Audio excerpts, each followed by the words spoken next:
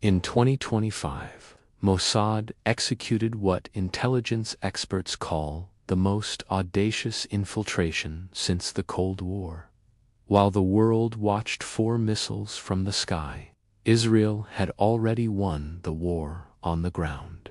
This is the untold story of how 47 Mossad agents brought a nation to its knees without firing a single shot from outside its borders. Before we reveal how they did it, I need you to do 2 things right now. First, hit that subscribe button and smash the bell, because what you're about to see will never be shown on mainstream media. Second, I want to know exactly where and when you're watching this. Comment right now with your city and current time, whether you re-watching from New York at 3 a.m. or Tokyo at breakfast time. This information helps us understand our global reach. The operation began with what seemed like minor technical glitches that Iranian security dismissed as routine maintenance issues. But by February 2024, pattern recognition software at Revolutionary Guard headquarters began flagging anomalies that defied conventional explanation. Secure communications between military facilities would drop at precisely 47-second intervals during shift changes. Surveillance systems at the Fordo nuclear facility developed identical maintenance errors across 3 separate systems simultaneously. Weapons convoys experienced identical routing delays exactly 23 minutes into their journeys. What appeared to be technical coincidences were actually the carefully orchestrated opening moves of Operation Shadow Dance, Mossad's multi-layered infiltration campaign that would eventually compromise Iran's entire security apparatus. The genius of this operation lay in its patience. While Western intelligence agencies focused on cyber warfare and satellite surveillance, Mossad was playing a much longer game centered on human psychology. The recruitment process represented a new evolution in intelligence tradecraft. Potential assets were identified through an AI system that analyzed social media patterns, financial records, and professional frustrations. A nuclear engineer complaining about bureaucratic promotions on LinkedIn. A border guard officer facing financial difficulties due to inflation. A logistics coordinator passed over for deserved promotions. These individuals became targets of an approach so gradual they didn't realize they were being recruited until they were already compromised. Initial contact always came through legitimate-seeming channels. European technology companies offering consulting work, academic research projects seeking regional experts, humanitarian organizations needing local coordinators.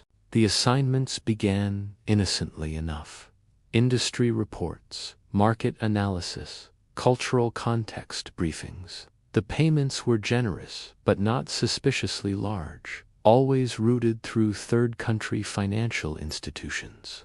The real breakthrough came when Mossad identified Iran's greatest vulnerability, its shipping infrastructure. While security forces focused on scanning for complete weapons systems, Mossad's logistics experts developed a method of smuggling components disguised as industrial equipment. Precision guidance systems were embedded within Turkish agricultural machinery shipments. Explosive components were mixed with medical supplies from Iraqi aid convoys. Drone navigation systems were built into Chinese solar panel installations. The operation reached its most daring phase when Mossad established actual manufacturing capabilities within Iran itself. Safe houses in suburban Tehran neighborhoods were converted into miniature weapons factories. A furniture workshop in Karaj assembled drone guidance systems. An auto repair shop in Isfahan modified engine components for military use. A computer store in Mossad served as the communications hub for the entire network. The scale of this infiltration became terrifyingly apparent when Iranian security forces raided what appeared to be a normal industrial park on the outskirts of Tehran. Inside, they discovered a fully operational drone manufacturing facility, capable of producing at least 3 armed drones per week. The equipment was mostly Iranian-made. The workers were Iranian citizens, but the designs and programming were unmistakably Israeli. What made this discovery particularly alarming was the psychological impact on Iranian security forces.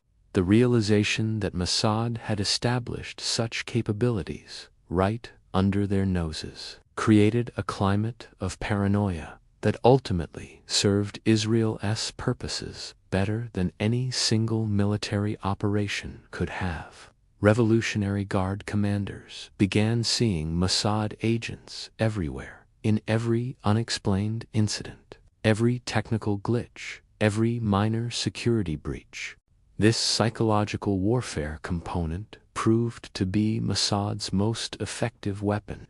The constant uncertainty eroded trust within Iran's security apparatus, leading to purges, investigations, and counterproductive security measures that hampered legitimate operations. The widespread arrests of innocent people based on suspicion alone created resentment that Mossad would later exploit for secondary recruitment.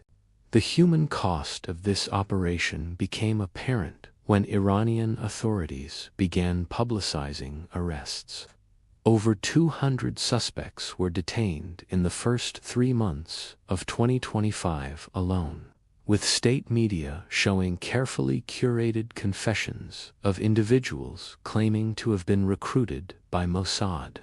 What wasn't shown were the thousands of additional security checks, the families torn apart by suspicion, and the climate of fear that settled over government institutions. Yet, even as Iran celebrated these arrests, Mossad was already 2 steps ahead.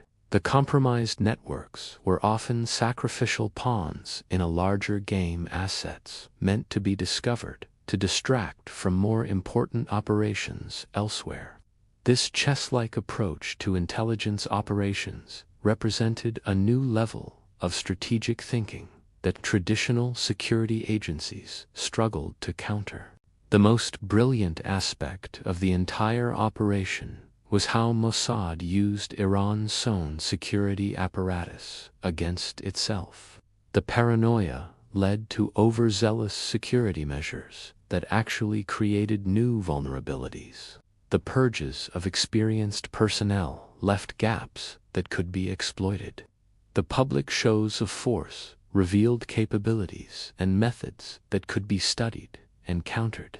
As the operation entered its final phase in mid-2025, the stage was set for what intelligence historians would later call the most devastating non-kinetic operation in modern history.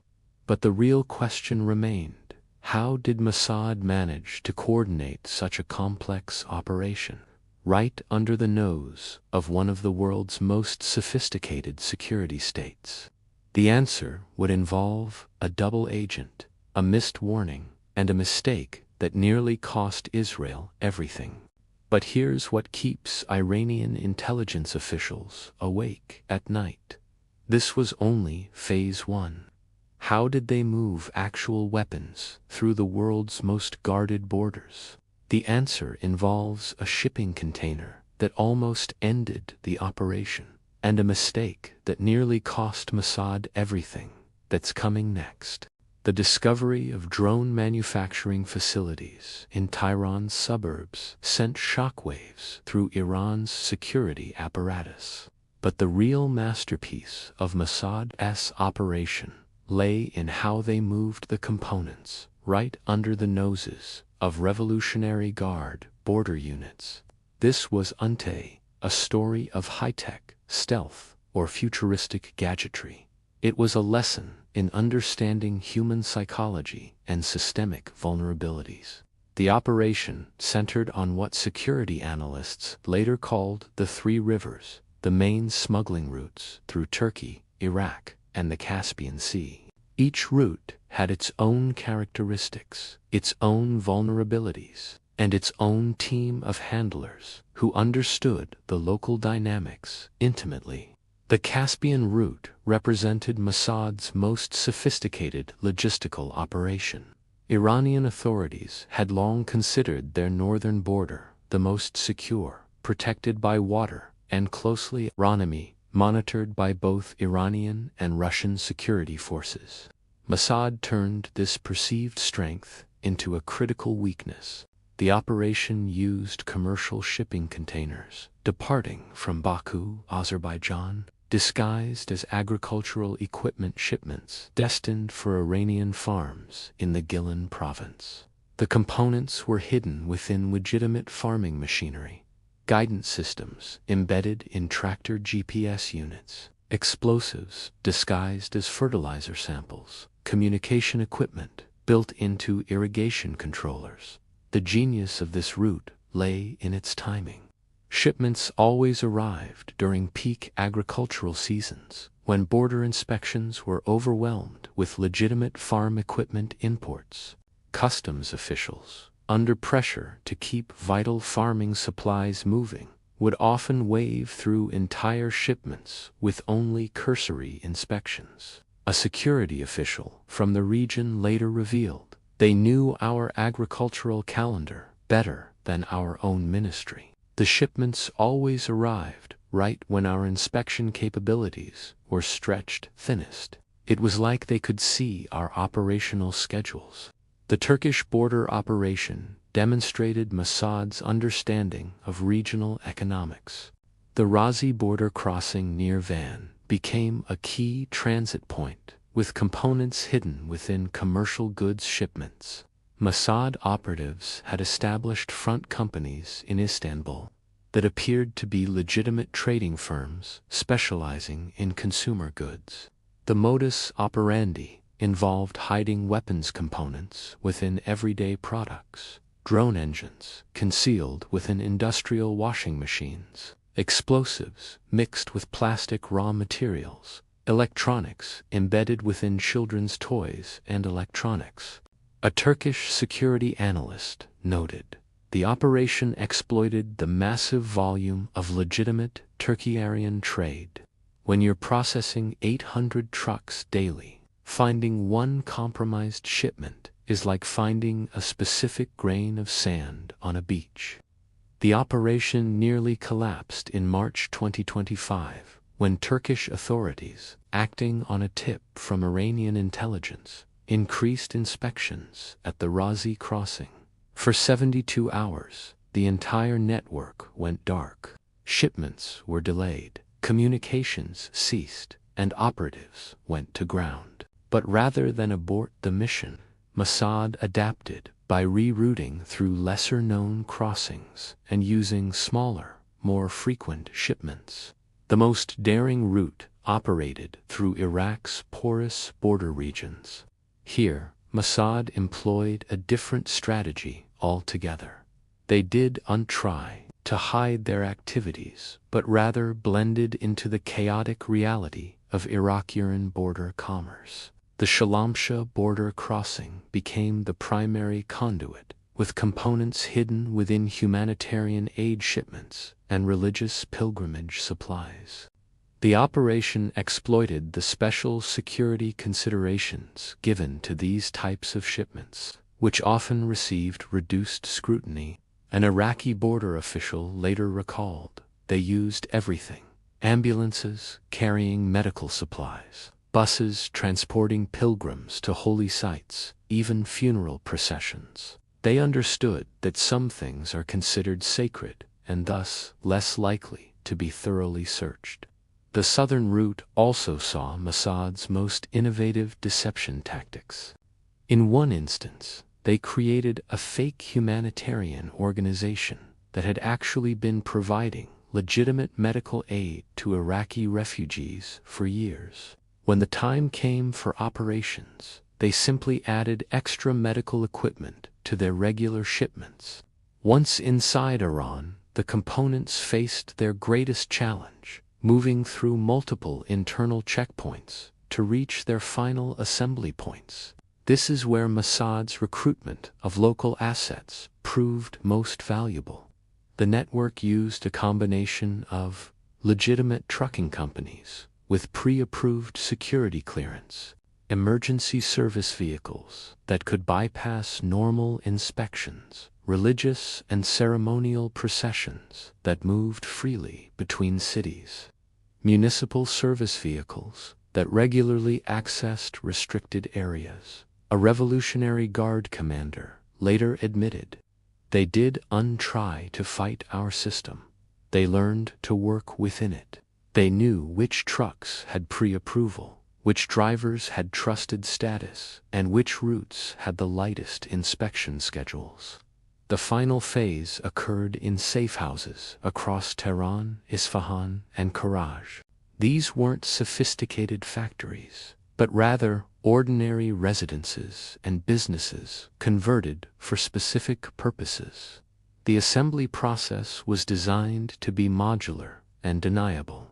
Different locations handled different components, with final assembly happening at separate sites. This approach meant that even if one location was compromised, the entire network wouldn't collapse. A furniture workshop might produce drone wings, an auto repair shop might modify engines, and a computer store might handle the electronics integration. The operation's closest call came in April 2025 on Keshem Island in the Persian Gulf. Iranian naval intelligence had received tips about unusual shipping activity and decided to conduct surprise inspections of all incoming vessels.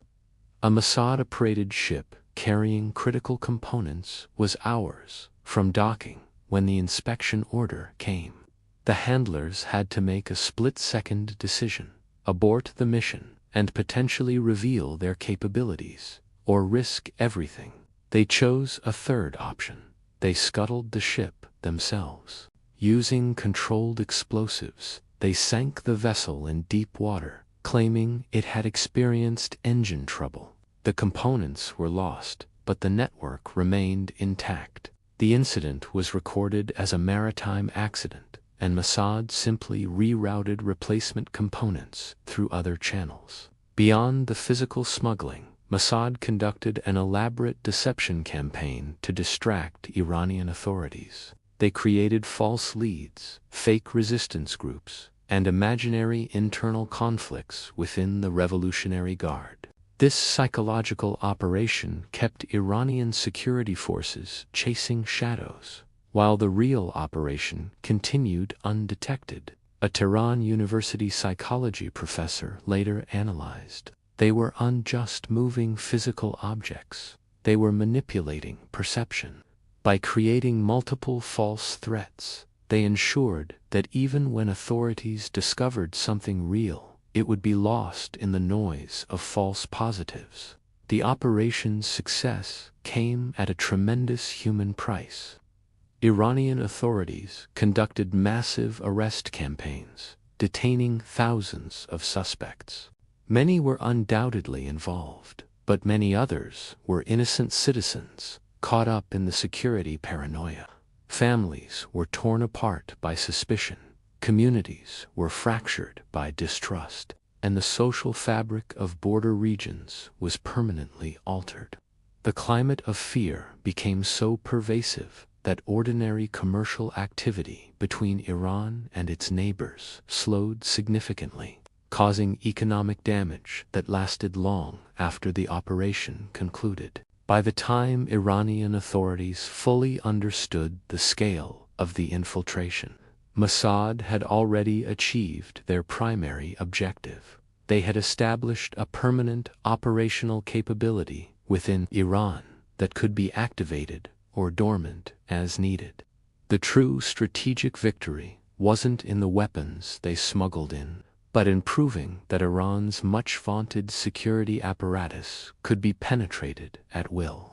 This psychological victory would shape regional power dynamics for years to come, affecting everything from diplomatic negotiations to military planning.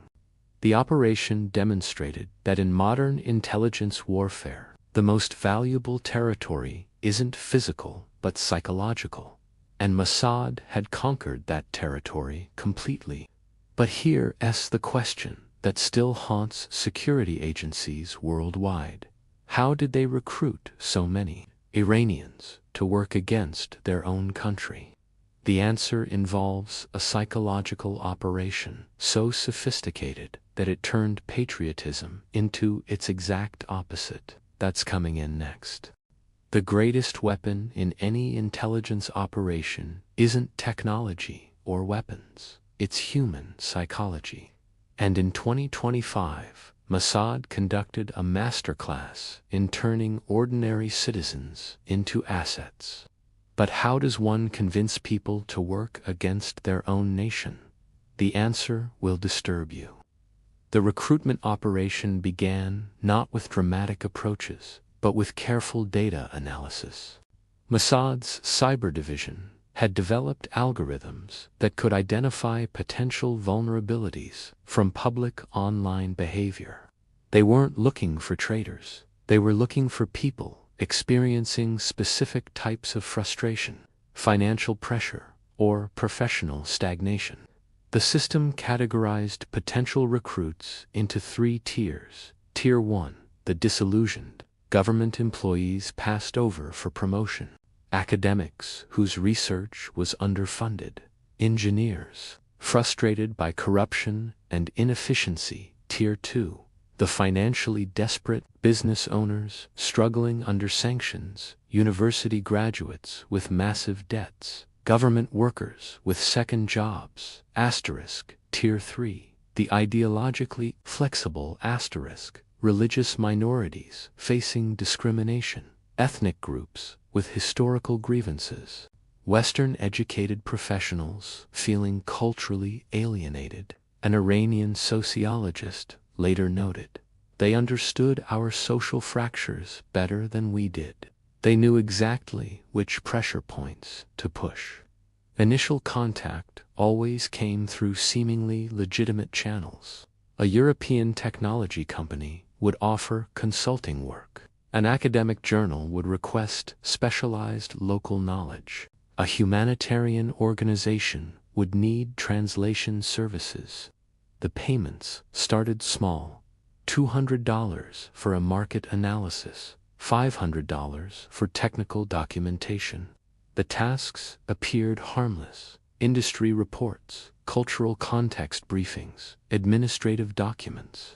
By the time targets realized they were providing sensitive information, they were already compromised. The most innovative aspect was the fully automated recruitment platform. Potential assets would receive emails from what appeared to be legitimate European companies. They would be directed to secure portals where AI systems would assign tasks and process payments through cryptocurrency or third-country bank transfers. A cybersecurity expert explained, "The system was designed so that even if Iranian authorities discovered it, they couldn't trace it back to Israel. The AI handlers could be anywhere. The emails routed through multiple countries, payments used mixers, communications used encrypted channels." Once assets were engaged, Mossad employed sophisticated psychological techniques. Gradual commitment. Tasks started innocently, then slowly escalated in sensitivity. Financial dependency. Regular payments created reliance on the extra income. Social isolation. Assets were encouraged to keep their activities secret from family identity reconstruction. They were made to feel part of an elite, secret community. A psychology professor at University of Tehran later analyzed, they were creating alternative identities for these people, making them feel like international operatives rather than local employees. It's a well-documented psychological process, but never before applied at this scale. The operation nearly unraveled in March 2025, when Iranian cybersecurity units identified patterns in the recruitment approaches. They set up honeypot operations and began monitoring suspicious communications. For 3 weeks, the entire recruitment network went dark. Assets stopped receiving messages. Payments ceased. The digital infrastructure that had taken years to build appeared completely dismantled. But this was actually phase 2 of the operation. Just as Iranian authorities were declaring victory, a new approach emerged. This time, it came through in-person contacts, using code phrases from the previous digital interactions. A shopkeeper in Isfahan would be approached by a customer who would use a specific phrase about the weather. A government clerk would be handed a document with a particular watermark. These personal contacts reactivated the network through more secure channels. Mossad implemented an ingenious verification system. They would occasionally have assets provide information Israel already knew through other sources. If the asset provided accurate information, they passed. If they provided false information or warnings to Iranian authorities, they were identified as double agents. This system allowed Mossad to continuously vet their network while maintaining operational security. The human cost became apparent when Iranian authorities began making arrests. Families were torn apart by suspicion. One man was arrested because his brother had received suspicious emails. Another was detained for having visited Turkey on vacation. The climate of fear became so pervasive that normal commercial and social activities were affected. Ironically, Iran's aggressive response played directly into Mossad's hands. The widespread arrests created resentment that made new recruitment easier. The security paranoia hampered legitimate business and government operations. The public shows of force revealed Iranian capabilities and methods. A former Revolutionary Guard commander later admitted, "We were so focused on catching spies that we forgot to protect our society. In trying to prove our strength, we showed our weakness." By the time the operation concluded, Mossad had achieved something far more valuable than any single intelligence coup.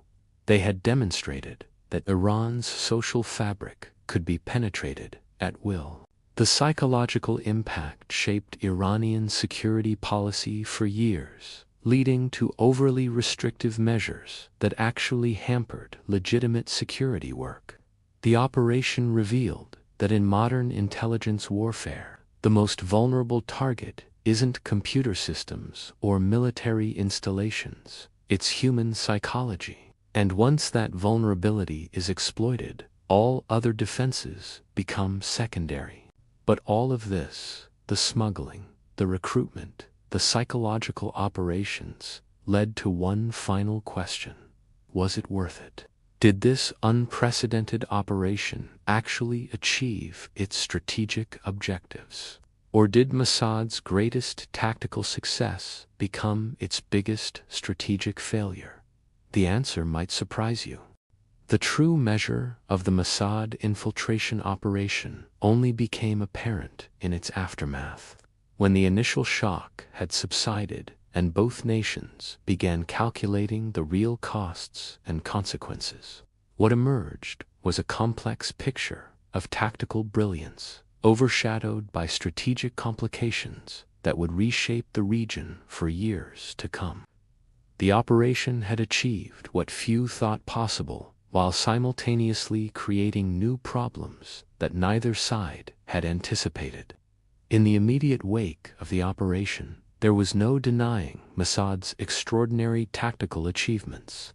The agency had penetrated Iran's security apparatus at levels previously considered unimaginable, establishing permanent operational capabilities within Iranian territory itself.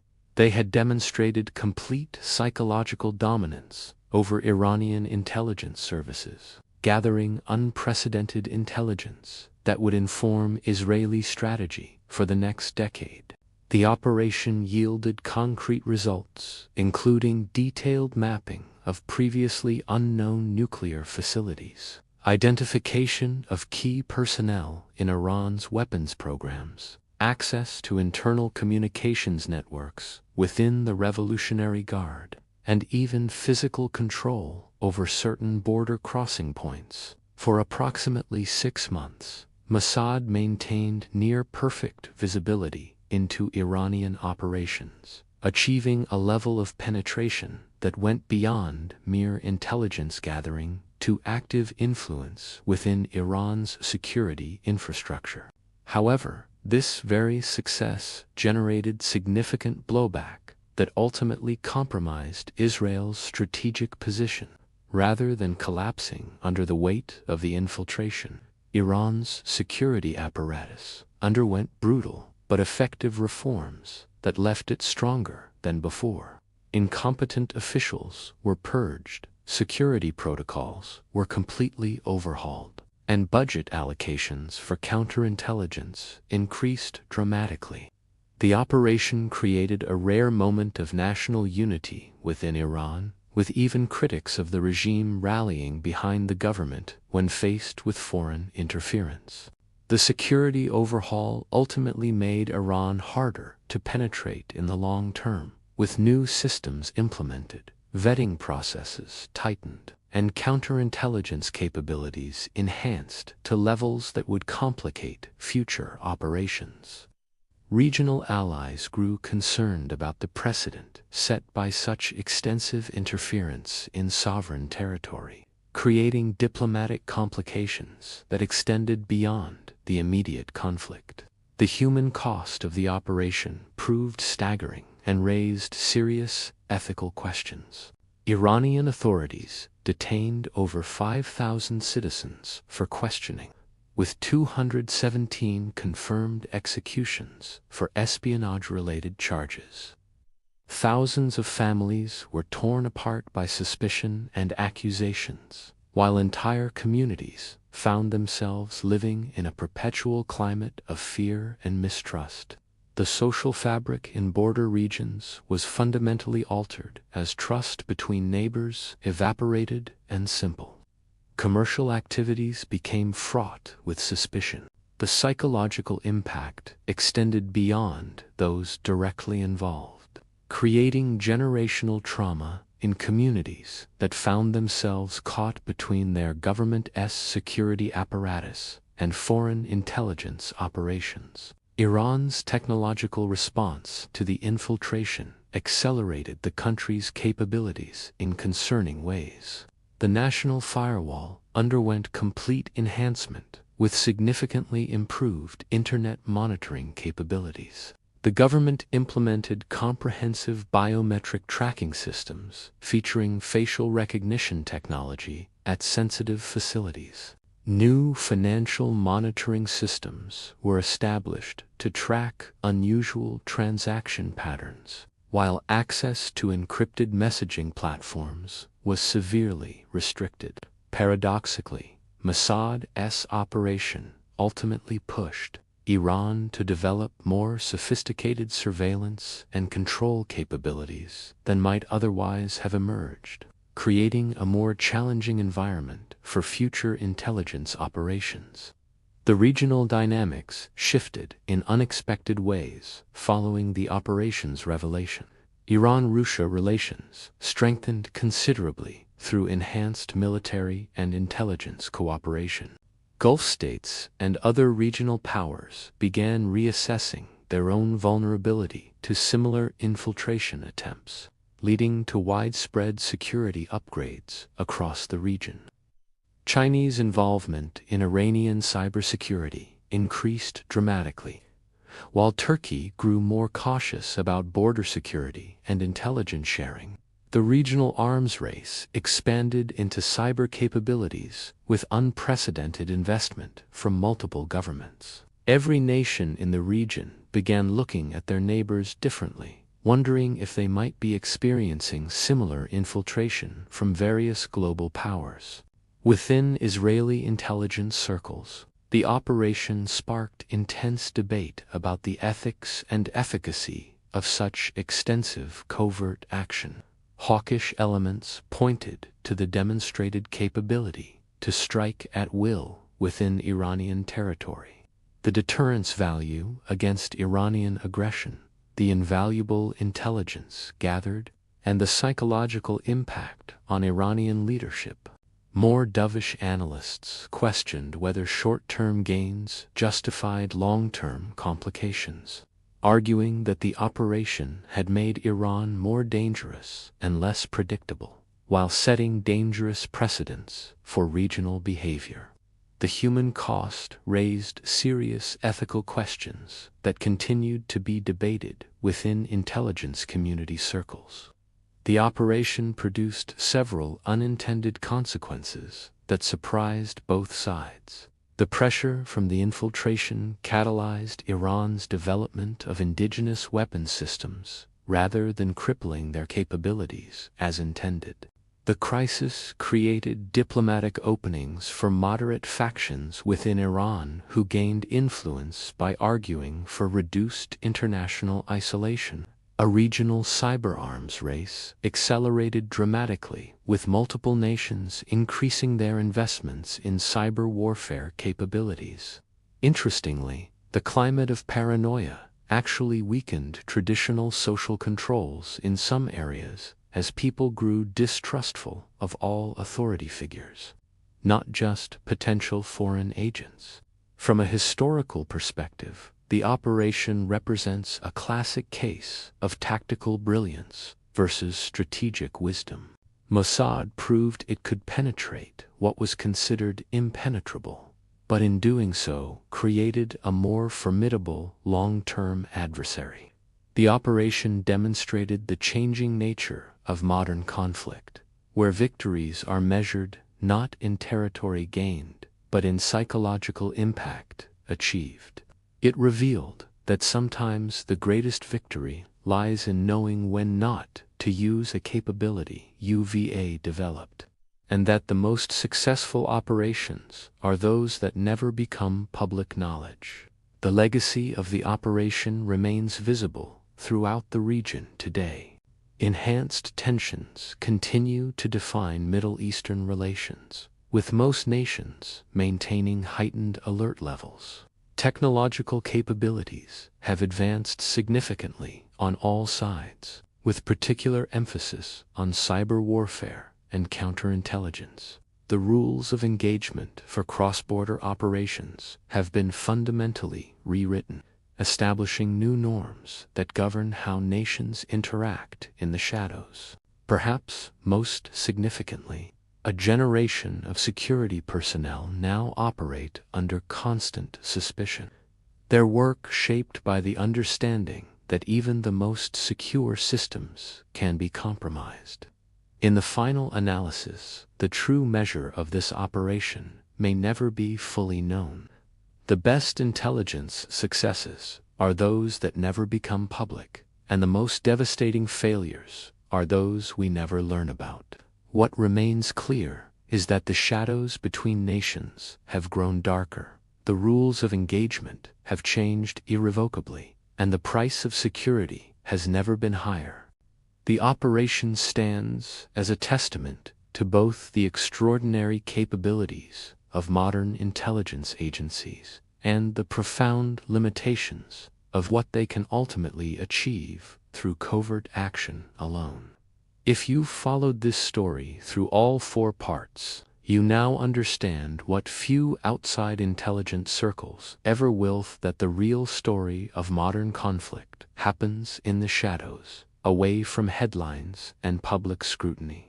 This is why independent journalism matters now more than ever. Mainstream outlets can't or won't tell these stories with this level of detail and perspective.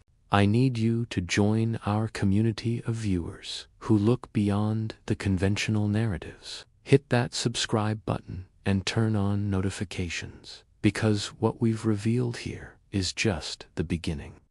Next week, we're exposing the untold story of cyber warfare in the Caucasus conflict, and you won't find this coverage anywhere else. Leave a comment telling me where you rewatching from and which part of this story surprised you most. I read every comment and feature the most insightful perspectives in our weekly roundup. Your engagement is what makes this independent journalism possible.